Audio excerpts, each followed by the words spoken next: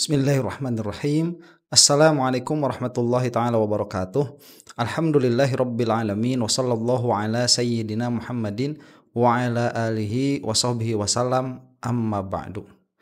Mantan presiden kita Pak Jokowi itu masih belum berhenti di dalam membuat pernyataan-pernyataan yang menjadikan spotlight itu mengarah kepada beliau. Nah, permasalahan ini sering dibahas karena ini merupakan salah satu ciri orang tersebut memiliki gangguan jiwa yang namanya narsisme, ya. Nah, itu penyakit itu. Kalau di dalam bahasa kita, ya, di dalam tasawuf itu biasanya dinamakan riya atau dinamakan sum'ah. Nah, hal ini tentu ya tidak melulu jelek, karena kalau misalkan kita melihat riya dan sum'ah yang diharamkan itu, yang tidak boleh, itu adalah riya dan sum'ah di dalam ibadah. Adapun di dalam hal-hal yang lain, itu tidak menjadi jelek ya di dalam hal duniawi ya. Itu bisa dilihat di dalam kitab-kitab. Kalau orang awam melihatnya semua riya itu buruk. Tidak semua riya buruk. Malah di dalam ibadah pun ada beberapa pengecualian begitu. Nah, tetapi concern kita bukan di situ, karena yang dibahas mengenai Pak Jokowi ini bukan ibadahnya, minimalnya dalam video ini begitu. Tetapi yang kita bahas itu adalah sikap politiknya. Yang mana sikap seperti ini tidak kita lihat pada presiden-presiden sebelumnya, ya. Pak SBY apalagi tuh. Setelah beliau pensiun itu sudah selesai menyerahkan kepemimpinan kepada presiden selanjutnya secara penuh begitu. Malah kalau dipinta komentar atas pemerintahan yang ada, beliau itu amat sangat hati-hati. Beda dengan Jokowi. Dia itu sangat terlibat sekali. Nah, malah apa yang dikatakan Jokowi ini, dia menjadi tema besar bagi, saya katakan ya, buzzer-buzzernya untuk mengelaborasi apa yang dikatakan oleh Jokowi ini. Dan ini menarik ya, karena memang di dalam politik itu popularitas itu merupakan komoditas paling penting, komoditas utama tuh. Dengan adanya popularitas, maka kekuatan-kekuatan politik itu bergabung. Tanpa adanya popularitas, ya sudah, dia tenggelam. Jadi dia satu-satunya komoditas yang bisa diperjualbelikan di dalam politik. Nah, pada akhirnya semua hal yang dilakukan oleh politikus, baik itu katakanlah kebijakannya ya kalau dia masih menjabat, atau komentar-komentar politiknya itu untuk menaikkan quote and quote ya elektabilitas. Meskipun Pak Jokowi itu sudah tidak sah lagi disebut memiliki elektabilitas, karena memang sudah tidak memiliki kans lagi. Secara konstitusi sudah tidak mungkin menjadi presiden lagi. Tetapi upaya beliau di dalam mencengkramkan kekuatan politiknya sampai sekarang masih terasa. Dan alhamdulillah ya, makin sini makin meredup tuh. Dan itu pun sedikit banyak dipengaruhi oleh yang bersangkutan. Nah, ada wawancara beberapa hari yang lalu ya kepada Pak Jokowi yang mana mempertanyakan mengenai ijazah palsu itu ya. Kemudian mengenai perampasan aset koruptor itu pun dibahas juga. Dan lucunya sekali lagi yang bersangkutan ini terus-menerus berusaha untuk menyorotkan lampu panggung itu kepada beliau. Dan entah apa ya faidah yang bisa kita ambil dari perbincangan-perbincangan mengenai Jokowi ini. Saya pun sebetulnya tidak terlalu mengetahui faidah yang bisa diambil dari video-video seperti ini, selain hanya memberikan keseimbangan narasi dan hanya memberikan keseimbangan algoritma, supaya minimalnya orang-orang yang mendengar itu memiliki perspektif yang berbeda. Nah, kita akan saksikan sekarang wawancara ini utuh yang saya dapatkan segini ya. Ini 8 menitan kurang lebih. tapi sudah di convert menjadi 4 menitan. Akan kita reaksi saja ya. Kita saksikan nih. Pak Jokowi, untuk terkait yang UU perampasan aset, kemarin kan pemerintah sudah mulai memutuskan untuk dibahas kembali, Pak. Pendapatnya gimana, Pak? Saya mendukung penuh dibahasnya kembali rancangan undang-undang perampasan aset, karena ini penting sekali dalam rangka pemberantasan korupsi. Sangat penting. Dan itu sudah, seingat saya sudah 3 kali kami mendorong agar RUU perampasan aset ini pada saat itu segera dibahas di DPR. Oke, nah itu yang saya maksud ya. Setelah dikonfrontasi, setelah ditanya lah kita katakan begitu, Pak Jokowi itu langsung bilang, dan seingat saya sudah 3 kali mendorong hal itu di DPR untuk dilaksanakan begitu. Dan kita tahu ya, ini pepesan kosong begitu, tidak ada, entah benar atau tidak. Mungkin kalau Jokowi yang mengatakan secara langsung itu benar, ada dorongannya. Tetapi seserius apa dorongan itu dilaksanakan oleh Jokowi saat yang bersangkutan ini memimpin? Lah beberapa undang-undang itu bisa diselesaikan dalam waktu 1 malam kok ya. Seperti kalau tidak salah itu hak cipta ya kerja, undang-undang cipta kerja kalau tidak salah itu. Cuman yang paling jelas itu yang sangat cepat diakselerasi sehingga diputuskan itu adalah permasalahan revisi umur bagi orang yang mengikuti calon wakil presiden. Itu beberapa hari saja selesai. Lah ini 3 kali sampai sekarang tidak ada, karena memang yang kita lihat begitu pada akhirnya tidak ada upaya pada dirinya Pak Jokowi ini, yang mana memang kan perampasan aset ini, undang-undang perampasan aset ini dia menjadi salah satu tema besar, termasuk dari apa yang dituntut kemarin tuh di dalam di dalam demonstrasi yang berakhir chaos itu. Nah ini yang saya maksud. Jadi omong kosong seperti ini terus menerus keluar meskipun yang bersangkutan ini sudah pensiun. Ya, jadi sekali lagi ya, apa yang mau kita dapatkan begitu dari pernyataan seperti itu? Perbaikan bangsa ini tidak bisa dilakukan hanya dengan omong kosong. Dan apa yang dikatakan Jokowi ini, pada akhirnya dari kesimpulan yang kita lihat, dari tidak adanya pengesahan undang-undang perampasan aset itu, dia menjadi omong kosong begitu. Kita lihat dari apanya? Dari natijanya, dari hasilnya, tidak ada sama sekali. Di tahun 2023 bulan Juni kita juga mengirimkan surat ke DPR untuk segera UU perampasan aset itu dibahas di DPR. Tapi memang fraksi-fraksi di sana belum menindaklanjutinya saat itu. Kendalanya apa itu, Pak? Keterangannya seperti apa? Kendala kenapa tidak dibahas saat itu apa? Ya, fraksi-fraksi mungkin belum ada kesepakatan, dan kesepakatan itu memang biasanya atas perintah partai. Sebentar, 2023 itu kalau tidak salah ya, Jokowi sudah mulai sudah mulai renggang dengan PDIP tuh. Di sini saya melihat ada upaya dari Jokowi ini untuk blaming PDIP ya, karena tadi ditanyakannya apa yang menjadi landasan atau apa yang menjadi dasar bahwa undang-undang ini tidak disahkan. Jokowi menjawab, yaitu mungkin karena tidak adanya kesepakatan antara fraksi-fraksi. Pak Jokowi itu bukan jawaban ya. Itu mah tidak terjadi karena memang tidak ada kesepakatan. Jadi itu mah definisi dari tidak terjadi itu tidak adanya kesepakatan. Itu definisi dari tidak terjadi. Kenapa kok undang-undang ini tidak terjadi? Ya karena tidak sepakat begitu. Nah kalau demikian itu kayak orang mengatakan ya kenapa ada orang itu kok berdebat? Ya karena tidak sepakat. Bukan itu permasalahannya. Permasalahannya itu di belakangnya ini ada apa?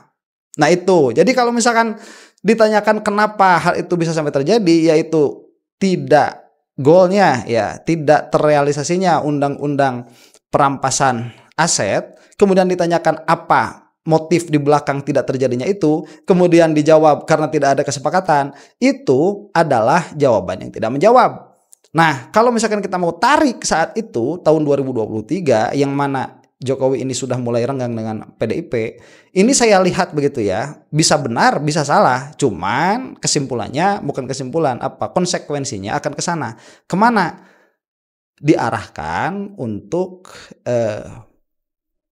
blaming kepada mayoritas partai yang ada di DPR saat itu.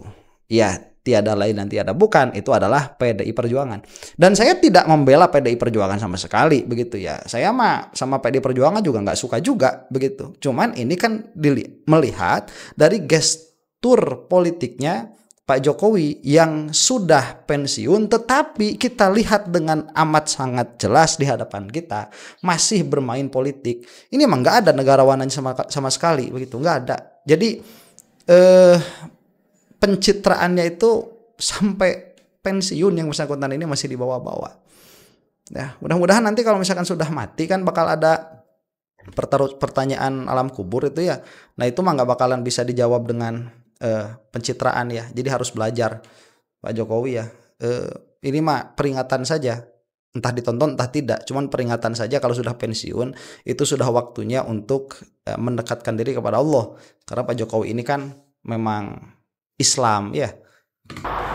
Berarti kalau untuk menanggapi yang kali ini berarti Pak Jokowi mengapresiasi sekali nih kalau untuk langkah sekarang. Iya, saya kira sangat bagus kalau RUU perampasan aset segera dibahas.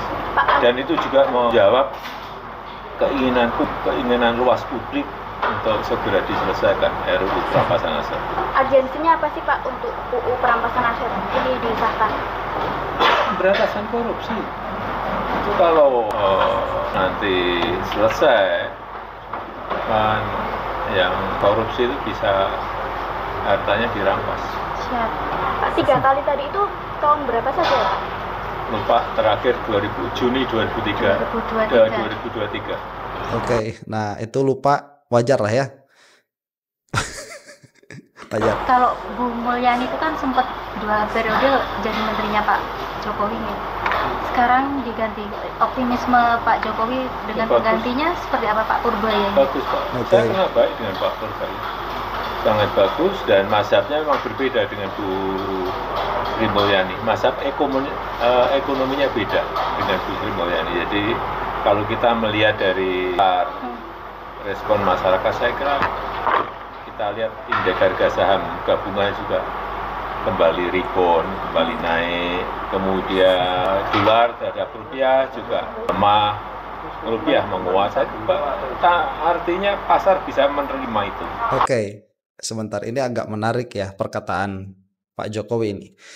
Kemarin kan ada permasalahan, bagus ya, insya Allah ini akan kita buatkan video sendiri ya, mengenai Pak Purbaya itu mengkritik Rocky Gerung tuh di forum yang tidak ada Rocky Gerungnya begitu. Ya wajar, nggak jadi masalah karena di media akan terjadi blow up di media sosial yang mana itu akan memantik jawaban juga dari Rocky Gerung. Yang menarik di sini bukan itunya, tetapi yang menariknya itu Pak Purba ini memuji Jokowi dan itu di blow up langsung ya kan, habis-habisan tuh mengatakan bahwa ternyata Pak Purba itu pendukung Jokowi. Kemudian yang kontra terhadap Pak Jokowi mengatakan ternyata Pak Purba itu adalah tremul begitu ya dan lain sebagainya. Itu kurang cermat di dalam membaca apa yang dikatakan oleh Pak Purba ya. Cuman itu akan kita bahas lain hal ya, lain waktu. Cuman di sini terjadi 2 perkataan yang sinkron nih. Pak Purba mengatakan dekat dengan Pak Jokowi, Pak Jokowi pun mengatakan dekat dengan Pak Purba. Ini kan berarti sinkron tuh perkataan di sini dan keduanya saling mengapresiasi berarti. Yang menjadi permasalahan kemudian pembacaan Pak Jokowi terhadap mazhab ekonominya Pak Purbaya. Dikatakan bahwa mazhabnya berbeda. Nah, mazhabnya berbeda tetapi Pak Purbaya ini bagus. Pertanyaan saya begini, apabila Pak Purbaya ini mazhabnya berbeda dengan Ibu Sri Mulyani, berbeda mazhab itu sudah dia akan berbeda keputusan. Berbeda keputusan itu akan berbeda terhadap kebijakan begitu ya. Berbeda kebijakan akan berbeda terhadap keputusan. Jadi dari sini dulu saya ulangi nih, berbeda madhab itu mengakibatkan kepada berbeda pola pikir. Beda pola pikir akan menjadikan berbeda terhadap mengambil kebijakan. Mengambil kebijakan akan berbeda terhadap pengambil keputusan. Perbedaan di dalam pengambilan keputusan akan mengakibatkan berbeda di dalam hasil peningkatan real, nyata, dalam hal ini ekonomi begitu. Nah, yang menjadi keheranan saya kalau misalkan ini berbeda ya, kenapa kok yang diambil Sri Mulyani kalau misalkan Pak Purbaya itu memang bagus. Dan kalau kita melihat diksi ya yang dipakai oleh Pak Purbaya saat menjelaskan pertumbuhan ekonomi dari zaman Pak SBY kalau tidak salah itu sampai zamannya Pak Jokowi, Pak Purbaya mengatakan Rocky Gerung jangan terlalu banyak mengkritiki Pak Jokowi, seolah-olah Pak Jokowi ini tidak memiliki andil sama sekali di dalam menjaga ekonomi Indonesia. Ini loh ada grafik naik begitu ya, disebutkan tuh oleh Pak Purbaya itu ada grafik naik. Ini kan jasanya Pak Jokowi. Ya meskipun di situ ada saya sih begitu. Itu kata Pak Purbaya tuh. Yang mana berarti ya yang turun-turunnya itu tatkala beliau tidak ada. Jadi itu cara untuk memuji diri sendiri. Pak Purbaya kan begitu orangnya, begitu ya. Ceplas-ceplos gak ada masalah kalau buat saya. Itu cara untuk memuji diri sendiri tapi dengan cara yang elegan begitu. Itu Pak Purbaya tuh sebetulnya yang dipakai. Nah, hal yang seperti ini juga tadi saya kembalikan ya. Responnya itu kembali kepada saya begitu. Bagaimana Pak Purbaya ini? Ya saya kenal dekat. Saya anu. Yang mana dalam gestur berkomunikasi itu tidak baik. Ya, tidak bagus. Apalagi dalam komunikasi politik. Ya selalu saya begitu, selalu saya. Minimalnya kami begitu atau kita lah. Itu sudah jelek juga tuh kita itu ya. Minimalnya apa? Oh kita ya, kita itu bagus begitu. Atau minimalnya kami. Yang lebih bagus lagi menghilangkan itu. Jadi berbicara itu pure mengenai subjek yang ditanyakan dari beberapa analisa, dari beberapa analisis begitu. Nah itu yang saya lihat ada pada dirinya Pak Jokowi ini. Yang mana pada akhirnya ya, kalau saya sih saya tidak memiliki pengalaman pribadi dengan Pak Jokowi, cuman sepertinya serem. Ya, kalau dekat-dekat sama Pak Jokowi itu ngeri begitu. Kalau dari apa yang saya lihat ya dari luar, cuman kan biasa seperti itu. Kalau kita lihat dari luar ngeri, ternyata waktu kenal dekat enggak begitu. Kalau Pak Jokowi ini kan di luar terlihatnya enggak ngeri ya, asik begitu. Cuman kalau dipikir-pikir ya dari cara berbicaranya ngeri begitu. Itu yang saya tangkap ya minimalnya itu. Berarti nanti nggak berpengaruh ke iklim investasi di Indonesia, Pak? Ya tentu saja. Kalau pasar menerima artinya investor, aliran uang akan kembali masuk ke negara kita. Oh, ini orang-orang yang rame-rame. Satu lagi Pak, ini ijazah Mas Gibran disoalkan juga Pak. Nah ini ijazah Jokowi dimasalahkan, ijazah Gibran dimasalahkan, nanti sampai ijazah Jan Etes dimasalahkan. Coba ya jawabannya begitu. Kembali kepada dirinya, ijazah Jokowi dipermasalahkan, ijazah Gibran dipermasalahkan, nanti ijazah Jan Etes dipermasalahkan. Bagaimana ya? Kembali semuanya itu kepada dirinya begitu. Kembali mi demikian terus menerus Joko Widodo ini. Padahal bisa melakukan respons yang lebih outer, dia itu keluar tidak ke dalam. Bawa-bawa cucunya lagi yang masih balita kalau tidak salah ya, apa udah di atas 5 tahun mungkin. Terakhir saya lihat sih fotonya masih balita tuh. Itu dibawa-bawa nanti Jan Estes dipermasalahkan. Jadi saya lihat di belakangnya ya dari jadi begini nih. Bagusnya ilmu mantik itu dia bisa mengeluarkan semua kemungkinan. Ya, nanti di dalam ilmu mantik agak belakang itu atau setelahnya itu ada yang disebut taksim ya, pembagian. Pembagian itu kita mengeluarkan kemungkinan perkara dari suatu proposisi kelazimannya. Apabila A, maka kemungkinannya apa? B, bukan B. Apabila bukan B, maka kemungkinannya C atau bukan C. Apabila bukan C, kemungkinannya D atau bukan D, begitu. Terus demikian itu bisa mengeluarkan semua kemungkinan-kemungkinan yang ada. Nah, dari segi apa yang diucapkan itu adalah buah dari pikir.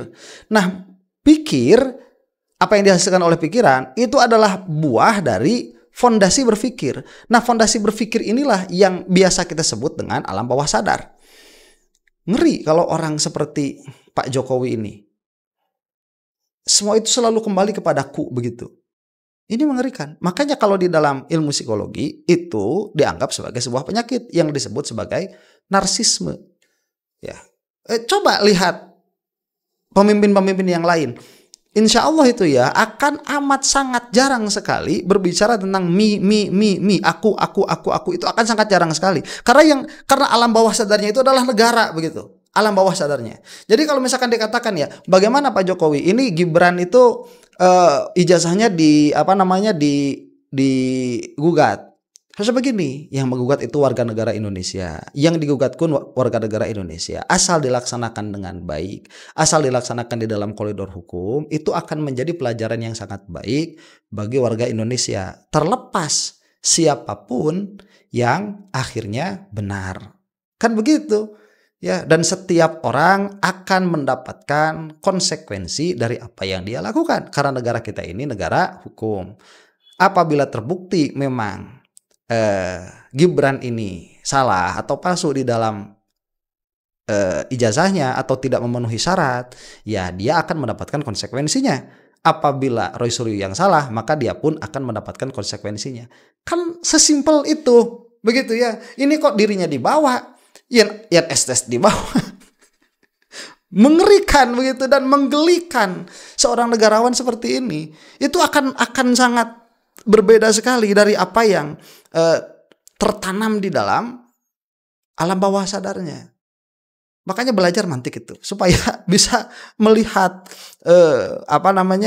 kemungkinan-kemungkinan itu. Dan kalau tidak salah Pak TB itu ya, Pak Tubagus Bahauddin itu sudah memiliki buku tentang hal itu. Jadi bagaimana sikap seseorang itu kita bisa membaca dari kepada pola pikirnya. Jadi dari pola pikir kita bisa membaca kepada sikap seseorang, dari sikap seseorang kita bisa membaca kepada pola pikir. Dan memang demikian adanya. Apapun ikuti proses hukum yang ada, ya kita semuanya kita layani. Kalau melihat sebentar, semuanya kita layani. Yang ditanyakan tadi loh, Gibran, ya kok semuanya kita layani. Jadi Jokowi itu dengan sadar dia itu dengan sadar tapi mungkin keceplosan yang ngomongnya mengatakan kepada kita, saya loh intervensi di situ, ya akan kita hadapi. Ya apa? Ya ini jangan ngomong tentang negara, jangan ngomong tentang keluarga. Ini loh negara, Pak. Permasalahan ini apakah juga masih ada orang besar yang ingin ada orang besar masih ada kaitannya sama ya ini kan tidak hanya sehari 2 hari. Sudah ada 4 tahun yang lalu sudah ada itu. Ya, kalau yang nafasnya panjang itu nggak ada yang membackup kan nggak mungkin. Nah itu sudah kemarin kita bahas ya. Ini adalah pola pikir Jokowi lagi. Repot lagi pola pikirnya begitu. Kalau misalkan tidak ada yang membackup, nafasnya nggak bakalan panjang. Ini sudah saya jelaskan juga. Pola pikir macam apa? Pola pikir sempit seperti ini. Dipikirnya semua orang itu pikirannya kayak Jokowi begitu. Makanya orang seperti ini tidak pantas untuk menjadi kepala negara. Tetapi karena sudah terlewat 10 tahun dan ketidakpantasan itu sudah kita rasakan, akibatnya kan bagaimana begitu ya. Karena seorang kepala negara itu dia harus bisa membaca pola pikir yang majemuk. Dari bisa membaca pola pikir yang majemuk ini, dia bisa membaca keinginan-keinginan yang majemuk. Dari membaca keinginan-keinginan yang majemuk ini, dia bisa mengeluarkan keputusan-keputusan yang diterima oleh masyarakat secara umum, ya, dengan kemajemukan itu bukan hanya kepada satu golongan, yang mana itu bertentangan dengan apa yang dilakukan oleh Jokowi selama ini 10 tahun menjabat itu. Kita lihat saja orang-orang misalkan yang memang merasa diuntungkan dan lain sebagainya, itu kan orang-orang yang dekat dengan Jokowi itu. Demikian. Makanya ini berbahaya sekali pemimpin seperti ini, dan mudah-mudahan jangan ada lagi pemimpin seperti ini yang selalu me begitu, aku. Jangan sampai ada lagi. Karena 10 tahun aja rusaknya sudah luar biasa begitu. Gapangan aja. Kalau sekolahnya Mas Gibran Pak memang dulu sudah di Singapura ya Pak? SMA dulu memang kelas 1 SMA? Iya, di Orchid Park Secondary School. Oh, yang nyarikan ngerti ya? Merekomendasikan sekolahnya ya Pak? Merekomendasikan sekolah Yang nyariin setelah Pak Jokowi. Kenapa Pak dulu kok memilih Mas Gibran untuk sekolah di luar negeri Pak? Kenapa SMA di luar negeri kenapa? biar mandiri aja. Siap. Sudah selesai. Nah itu dari apa yang bisa saya lihat sebentar ya. Nah ini kalau misalkan tidak mau direaksi ya jangan ngomong begitu ya. Saya ini terbuka sekali apabila omongan saya direaksi itu. Ada kan nanti video reaksi ya dari Mr. HP ya, nanti akan kita bahas yang bukan Harry Potter itu insya Allah lain waktu di dalam video kesempatan yang lain. Itulah memang supaya kita ini itulah wajah demokrasi begitu ya. Itulah wajah demokrasi yang mana setiap perkataan itu bisa di counter argumen, setiap bisa diberikan argumentasi, setiap argumentasi bisa di counter, setiap counter argumentasi bisa di counter lagi. Inilah demokrasi, inilah public sphere sebagaimana dikatakan oleh Habermas, dan ini harus sehat begitu supaya kita ini berkembang menjadi sebuah bangsa, bisa belajar dari kesalahan. Dan mana Jokowi ini merupakan kesalahan Indonesia 10 tahun begitu ya. Kesalahan kok 10 tahun. Cuman ya itu juga mungkin ya menjadi salah satu kekuatan juga positifnya ya dari apa yang dialami oleh bangsa Indonesia ini selama 10 tahun. Positifnya itu apa? Positifnya itu berarti kita sebagai bangsa kuat. Ya, pemimpin nggak becus seperti itu saja, kita masih berdiri tegak begitu. Kemudian kemarin sudah ada demonstrasi yang itu luar biasa, daya rusaknya itu kita masih berdiri tegak. Yang diserang itu bangsa, ya, kedaulatan negara Republik Indonesia. Itu yang diserang itu oleh presiden sebelumnya, oleh Pak Jokowi. Itu yang diserang. Apa maksudnya? Kita menjadi tidak memiliki kedaulatan. Ya, kita tidak berdaulat secara pangan, kita tidak berdaulat secara industri tekstil, kita tidak berdaulat secara mineral, kita tidak berdaulat secara sumber daya. Dan lain sebagainya. Tetapi kita masih bisa berdiri kokoh begitu sebagai sebuah bangsa. Ya. Ini anugerah dari Allah Subhanahu wa taala yang harus mulai kita syukuri dan harus mulai kita sadari dan harus mulai kita perbaiki. Ya, sunatullahnya demikian. Ala kulli hal semuanya kembali kepada Allah Subhanahu wa taala, dan tidak ada pedang yang lebih tajam, tidak ada senjata yang lebih ampuh bagi seorang mukmin kecuali doa. Dan kita kembalikan semuanya kepada Allah Subhanahu wa taala dengan usaha yang semampunya bisa kita lakukan. Mudah-mudahan negara ini menjadi ladang akhirat yang bagus. Wallahu taala a'lam bishawab. Assalamualaikum warahmatullahi taala wabarakatuh.